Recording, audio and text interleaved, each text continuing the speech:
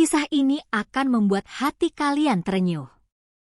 Perjalanan seorang janda yang menjadi TKW di Arab Saudi untuk menghidupi anak-anaknya dan akhirnya menemukan cinta yang tak terduga. Jangan lupa untuk subscribe channel ini dan nyalakan lonceng notifikasi agar tidak ketinggalan kisah-kisah inspiratif lainnya.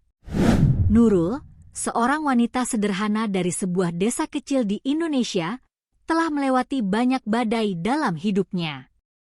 Setelah pernikahan selama 10 tahun yang penuh cinta, ia kehilangan suaminya secara mendadak akibat komplikasi penyakit jantung.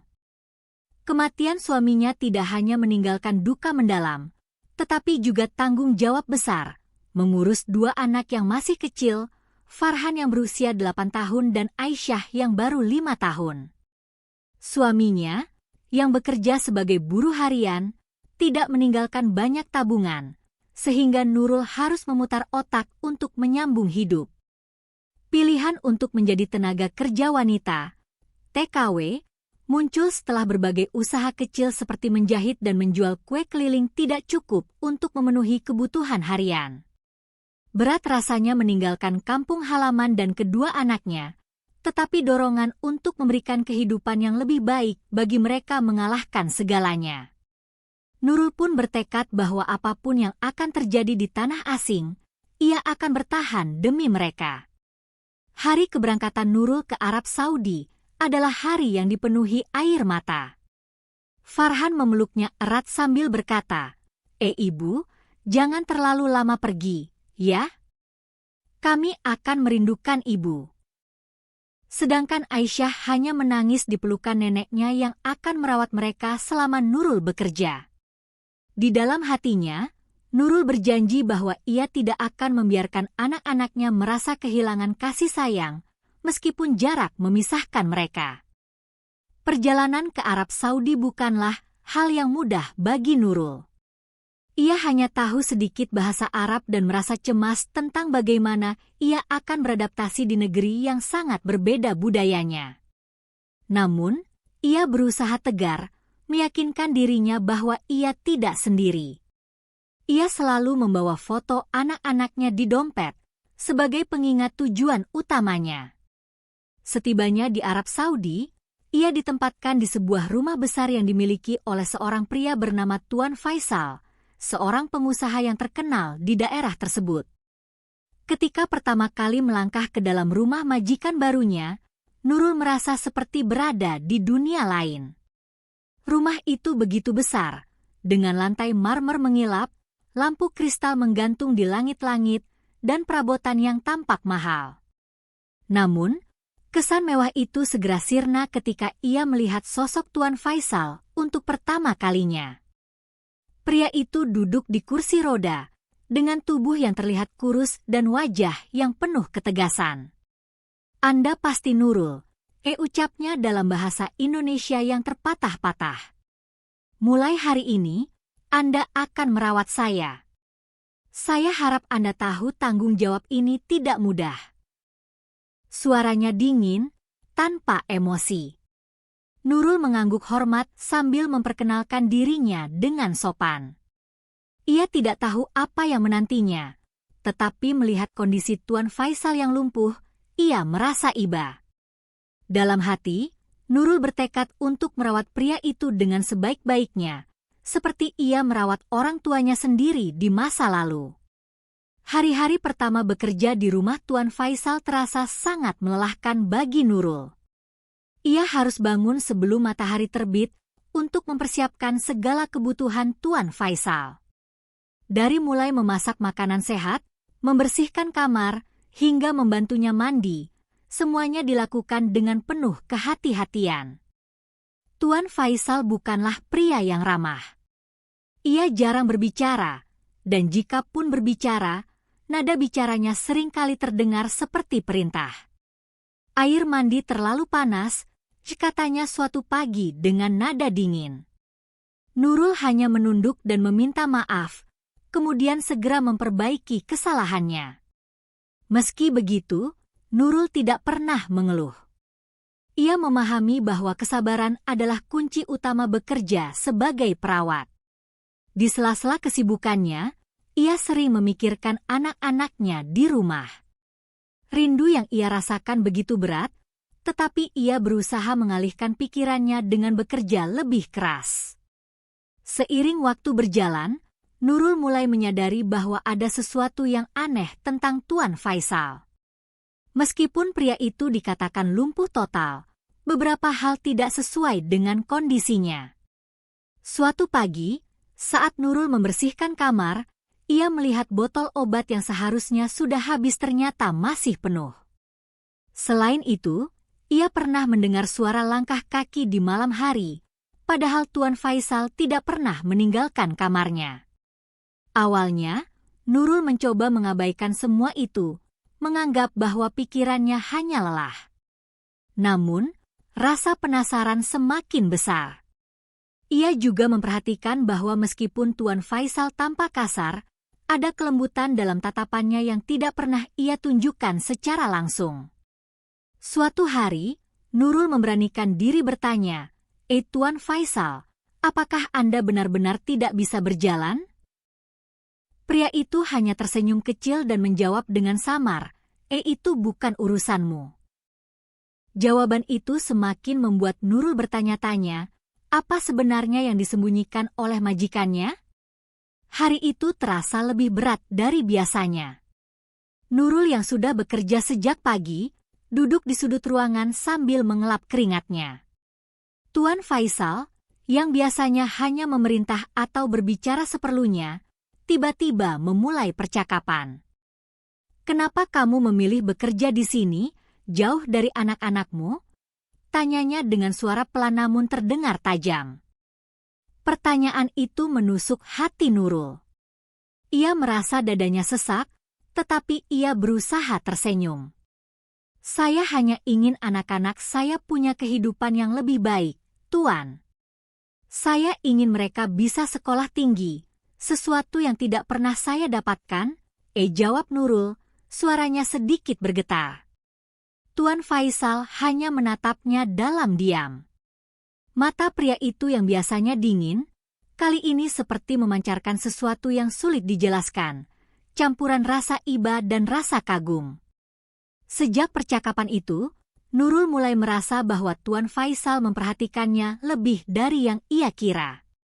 Namun, pria itu tetap menjaga jarak dan bersikap dingin di luar. Hari-hari berikutnya, Nurul mulai memperhatikan hal-hal yang aneh di rumah besar itu.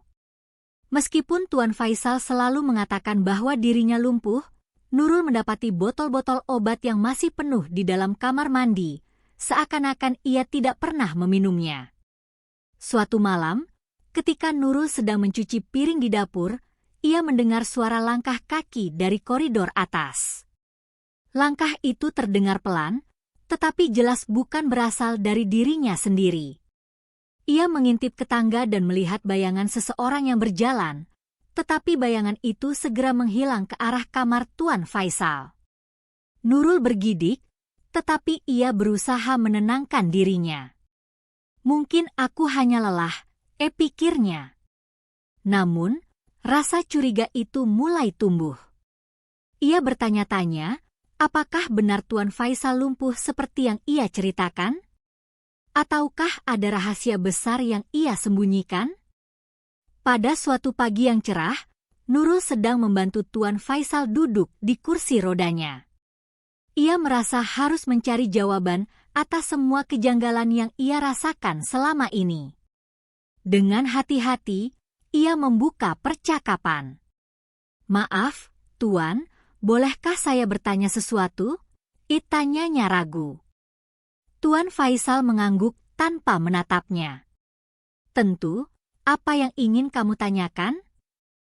Nurul menghela napas panjang. "Saya sering mendengar suara langkah kaki di malam hari, dan botol obat Tuan tidak pernah habis. Apakah semuanya baik-baik saja?" Untuk pertama kalinya, Tuan Faisal menatap Nurul dengan tatapan tajam, tetapi ia tidak marah. Ia tersenyum kecil, sesuatu yang sangat jarang ia lakukan. "Jangan terlalu banyak bertanya, Nurul. Fokus saja pada pekerjaanmu, Jawabnya dengan nada dingin. Jawaban itu membuat Nurul bingung sekaligus merasa bersalah. Ia tidak tahu apakah ia harus melanjutkan pertanyaan itu atau berhenti di situ saja. Beberapa hari setelah percakapan itu, rasa penasaran Nurul semakin besar. Ia memutuskan untuk memperhatikan gerak-gerik Tuan Faisal dengan lebih cermat. Suatu hari, ketika sedang membersihkan kamar, ia mendapati sesuatu yang membuatnya terkejut. Di bawah tempat tidur Tuan Faisal, terdapat sepasang sepatu pria yang terlihat bersih dan rapi, seolah-olah sering dipakai.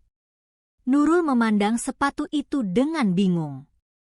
Kenapa ada sepatu di sini? Bukankah beliau tidak bisa berjalan? Pikirnya.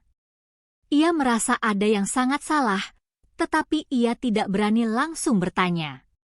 Sebaliknya, ia memilih untuk mengamati dari jauh. Di malam hari, Nurul sengaja begadang dan pura-pura tidur di ruang tamu. Sekitar pukul 1 pagi, ia mendengar suara pintu kamar Tuan Faisal terbuka.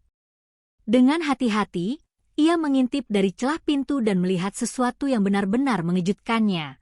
Tuan Faisal berjalan menuju dapur tanpa kursi roda. Jantung Nurul berdegup kencang, tetapi ia tetap diam di tempatnya, mencoba memahami apa yang sebenarnya sedang terjadi. Keesokan harinya, Nurul memutuskan untuk memberanikan diri berbicara dengan Tuan Faisal. Setelah menyelesaikan sarapan, ia mendekati pria itu yang sedang duduk di kursi roda di ruang tamu. "Tuan, saya mohon maaf jika saya lancang. Tapi saya melihat Tuan berjalan tadi malam. Apakah saya salah lihat?" tanyanya dengan suara gemetar.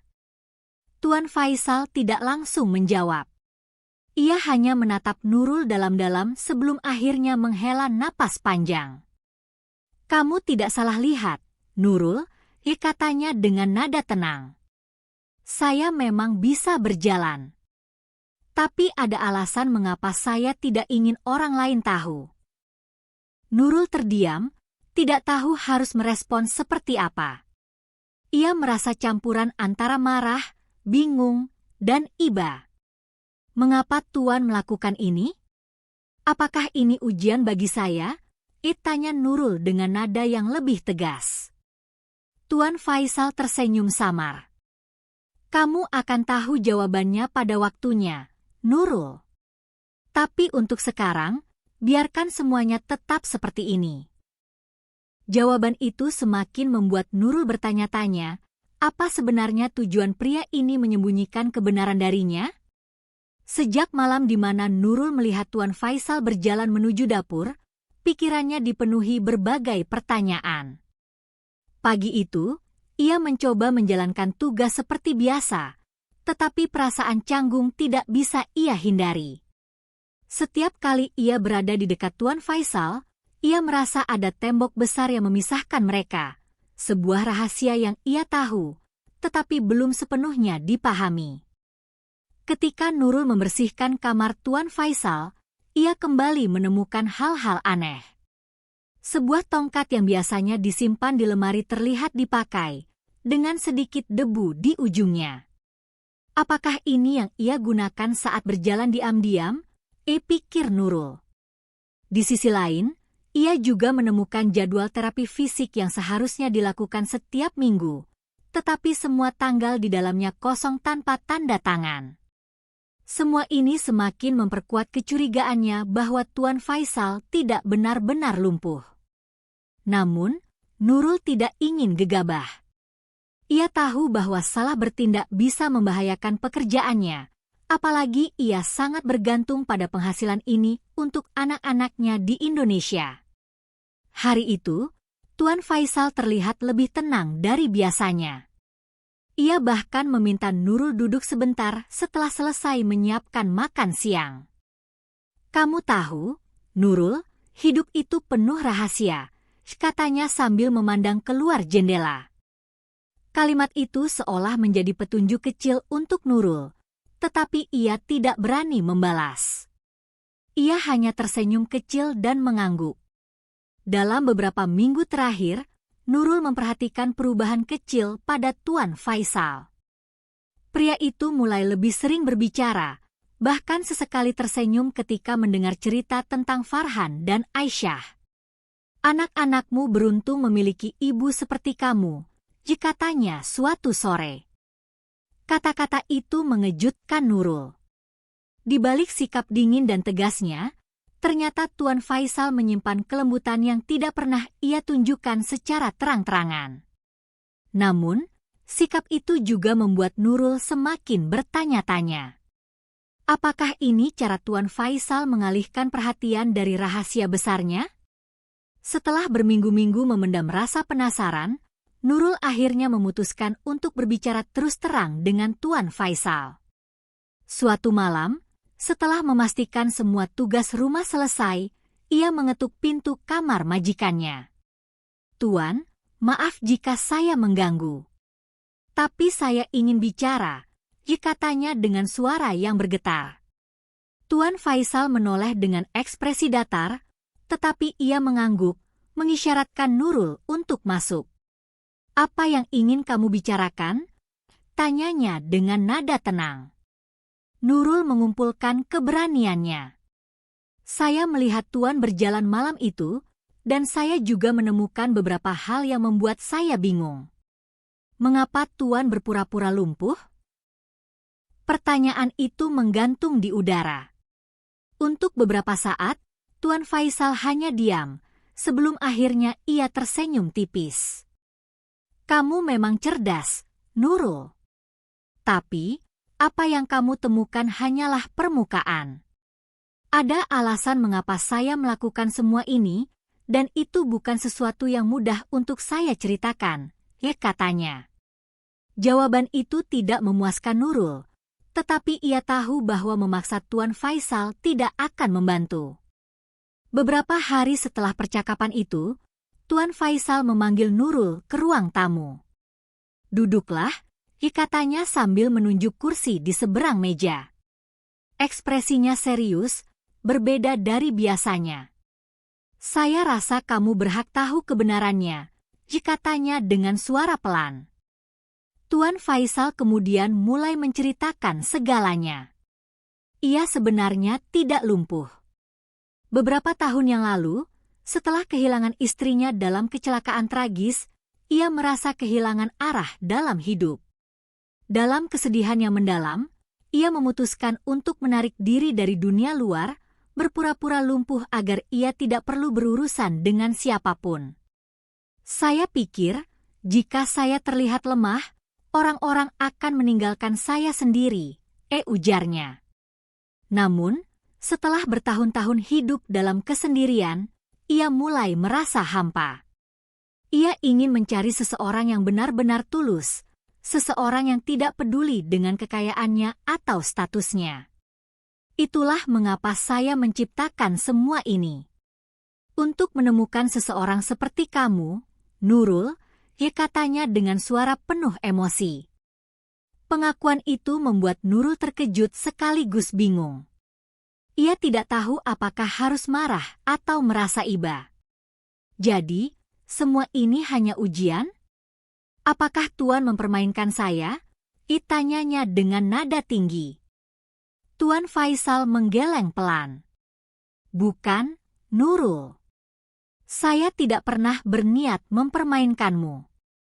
Saya hanya ingin melihat apakah masih ada orang di dunia ini yang bisa tulus tanpa pamrih. Dan kamu membuktikan itu," katanya dengan tatapan penuh penyesalan. Nurul terdiam, mencoba mencerna semua yang baru saja ia dengar. Ia merasa lelah, baik secara fisik maupun emosional. "Tuan, saya datang ke sini untuk bekerja, untuk anak-anak saya. Saya tidak pernah berpikir akan terlibat dalam sesuatu seperti ini," ujarnya dengan suara yang mulai bergetar. Namun, di dalam hatinya, Nurul juga merasakan sesuatu yang tidak bisa ia jelaskan. Ia melihat kejujuran dalam mata Tuan Faisal, sesuatu yang tidak pernah ia lihat sebelumnya.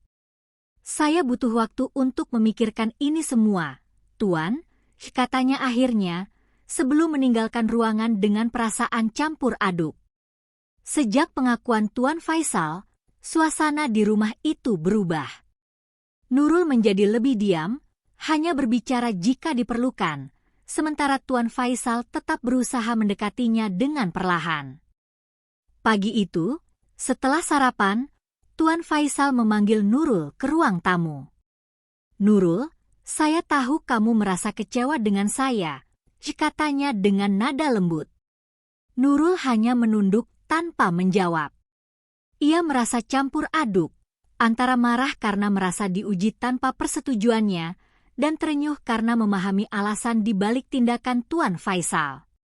"Saya tidak menyalahkanmu jika kamu ingin pergi, tapi izinkan saya menjelaskan lebih banyak tentang diriku," lanjut Tuan Faisal. Nurul tetap diam, tetapi ia mendengarkan. Tuan Faisal kemudian menceritakan bagaimana ia kehilangan istrinya yang sangat ia cintai dalam sebuah kecelakaan mobil. Kejadian itu tidak hanya menghancurkan kehidupannya, tetapi juga menghapus kepercayaan dirinya untuk membangun hubungan baru. "Aku takut orang lain hanya mendekatiku karena kekayaanku.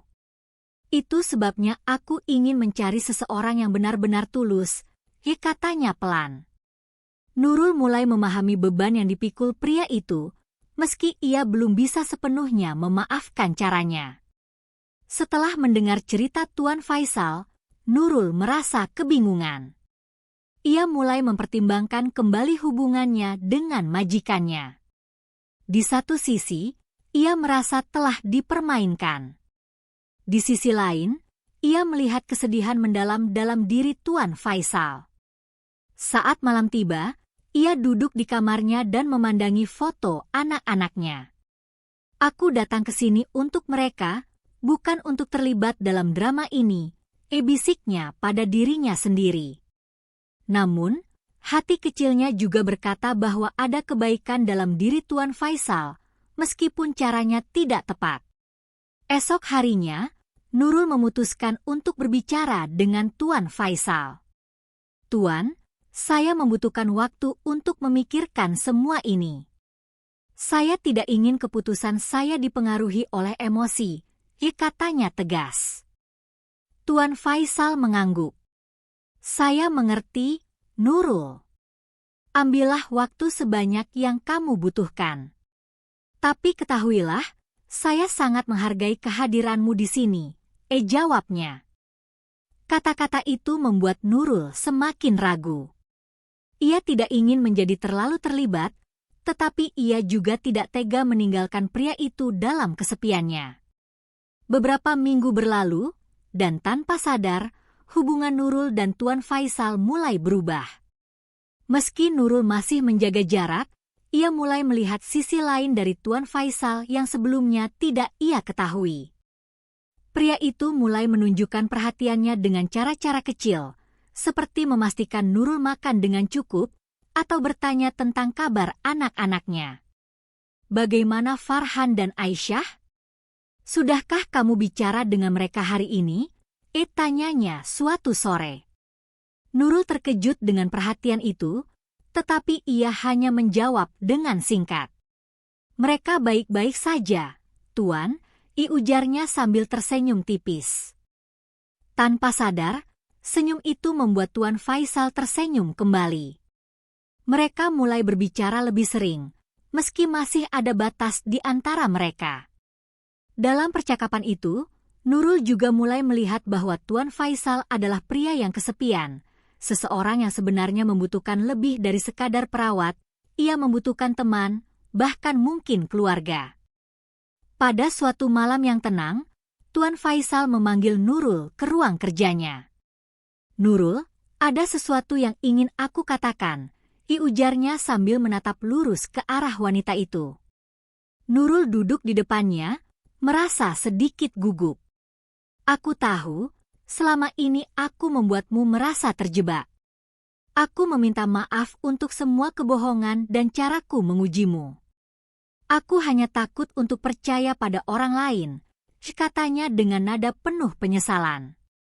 Tuan Faisal melanjutkan, Tapi sekarang aku yakin bahwa aku bisa mempercayaimu, Nurul.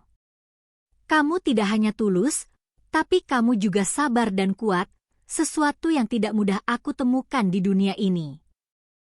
Nurul terdiam, tidak tahu harus berkata apa. Ia bisa merasakan ketulusan dalam suara Tuan Faisal, tetapi ia juga merasa beban besar jika harus menjadi orang yang diandalkan pria itu. Saya menghargai apa yang Tuan katakan, tapi saya belum tahu apa yang harus saya lakukan, jawabnya jujur. Tuan Faisal tersenyum tipis. Aku tidak meminta jawaban sekarang. Aku hanya ingin kamu tahu apa yang ada di hatiku. Hari itu adalah hari yang cerah, tetapi hati Nurul terasa berat. Ia tahu bahwa percakapannya dengan Tuan Faisal telah mengubah banyak hal. Ia mulai mempertimbangkan bahwa mungkin ia tidak hanya di sini untuk bekerja, tetapi juga untuk membawa kebahagiaan bagi seseorang yang telah lama kehilangan harapan. Namun, ia juga merasa bahwa keputusan ini tidak bisa diambil dengan sembarangan. Saat makan siang, Tuan Faisal tiba-tiba berkata, Nurul, aku ingin mengatakan sesuatu yang mungkin sulit bagimu untuk terima. Tapi aku ingin jujur.